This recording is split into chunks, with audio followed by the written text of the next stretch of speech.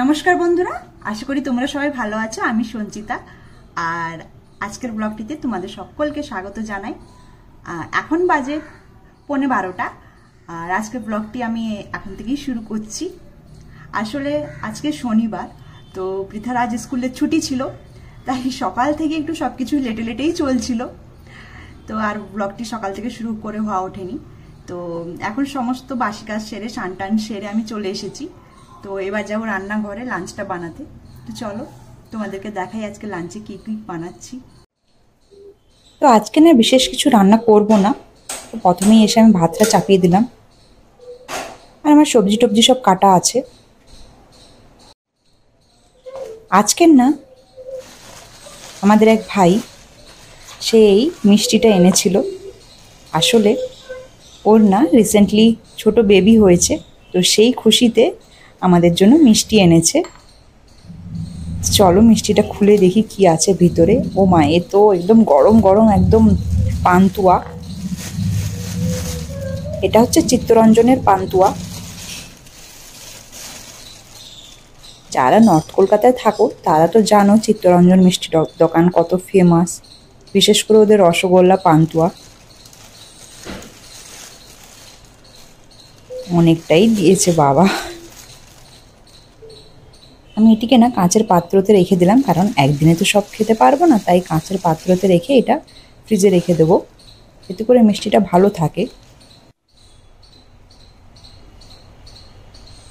তো চলো এখান থেকে দুটো নিয়ে যাই, আমি আর পৃথা মিলে খাবো।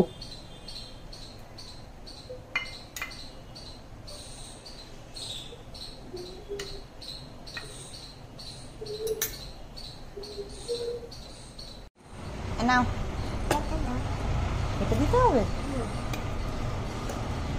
এটা তোমার এক কাকু দিয়েছে, সে দেখো।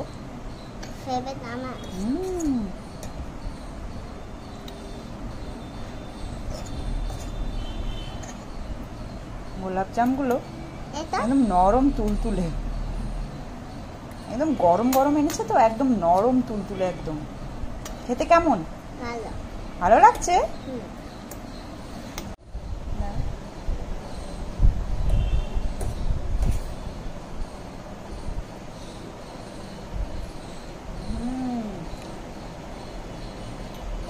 দারুণ খেতে, একদম নরম তুলতুলে, মুখে যেন নিয়ে যাচ্ছে। তো আজকে রান্নায় না আমি দু রকম সবজি কেটেছি। এটা হচ্ছে পটলের তরকারি, আলু পটলের তরকারি, তার সাথে এটা মাছের ঝালের জন্য একটুখানি বেগুন, আর এর মধ্যে একটুখানি পেঁপে, গাজর আর আলু আছে। আর মাছটাও ফ্রিজ থেকে বের করে রেখে গিয়েছিলাম, স্নান করতে যাওয়ার আগেই সব করে রেখে গিয়েছি। তো ব্যাস এবার ঝটপট লাঞ্চটা বসিয়ে দেবো।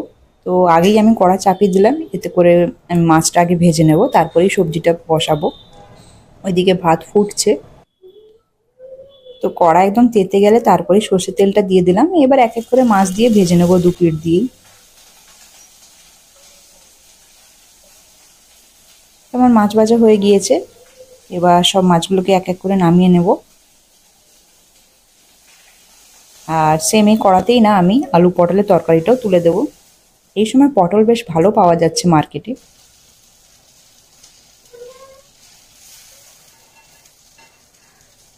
তো চলো মাছগুলো আমি ভেজে নিয়েছি, খুব বেশি একদম ভাজিনি, এগুলোতে তো আমি মাছের ঝাল করবো, তাই একদম খুব বেশি ভাজা ভাজা করিনি।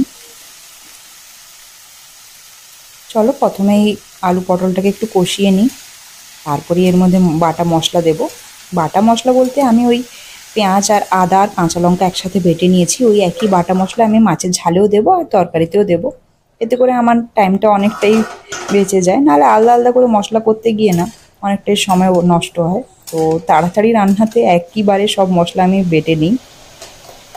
আর যেহেতু আজ রান্না খুব বেশি নেই, মাত্র দু রকমই আইটেম হচ্ছে, তাই আজ তাড়াতাড়িও হয়ে যাবে রান্নাটা।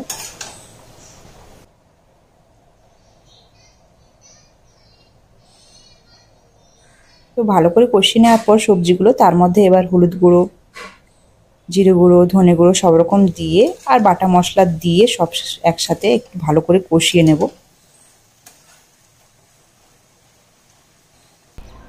তোমাদেরকে তো বলাই হয়নি, আজকে যে এই কুর্তিটা পরেছি না, এইটা আমার যখন আমি কলেজে লাস্ট ইয়ারে পড়তাম তখনকার কুর্তি। এটা রেখে দিয়েছিলাম, আসলে প্রায় ধরো তোমার 7-8 বছর পুরনো হবে। তো সেই সময়কার কুর্তি এখন আমার গায়ে হয়ে গেছে, মানে এত যে আনন্দ হচ্ছে কি বলবো। চলো, এদিকে আমার রান্না প্রায় হয়েই এসছে, একটা তরকারি হয়ে এসছে, তারপরে মাছের ঝালটা তুলে দেবো, তারপরে ব্যাস রান্না হয়ে যাবে।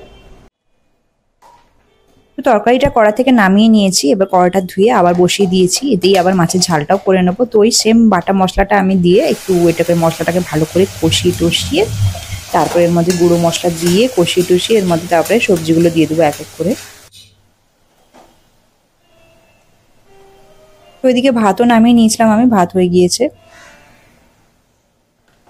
তো মাছের ঝালের রেসিপি আর আলাদা করে কি বলবো, এটা প্রত্যেক বাড়িতে যেমন হয় সেই একই। তো চলো এবার সবজিটাও দিয়ে দিই এক এক করে।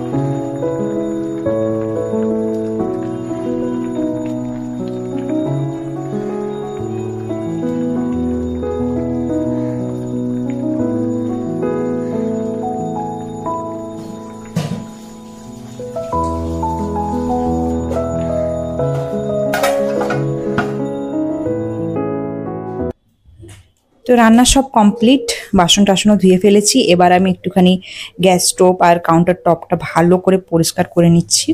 এটা আমি প্রতিদিনই করি রান্নার পরে। চলো এবার লাঞ্চটাও করে নিই। তো লাঞ্চে আজকের আছে একদম গরম ভাত, আর তার সাথে আছে আলু পটলের তরকারি আর 2-3 রকম সবজি দিয়ে মাছের ঝাল, আর তার সাথে আজকে স্যালাডে না, আজকের ওই মুড়ি পেঁয়াজ আর শসা আর একটু লেবু কেটেছি। চলো লাঞ্চটাও সেরে ফেলি, তোমরাও তোমাদের লাঞ্চটা করে নাও।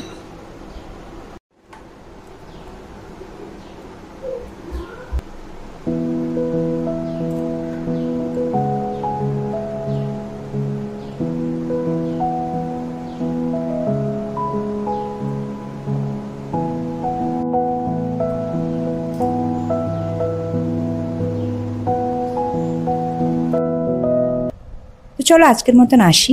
যদি আজকে ভিডিওটি ভালো লেগে থাকে একটি লাইক করে দিও, কমেন্ট সেকশনে জানিও কেমন লাগলো আজকে ভিডিওটি, আর সাবস্ক্রাইব করে পাশে থেকো। দেখা হচ্ছে নতুন কোনো ব্লগের সাথে, ততদিন ভালো থেকো, সুস্থ থেকো।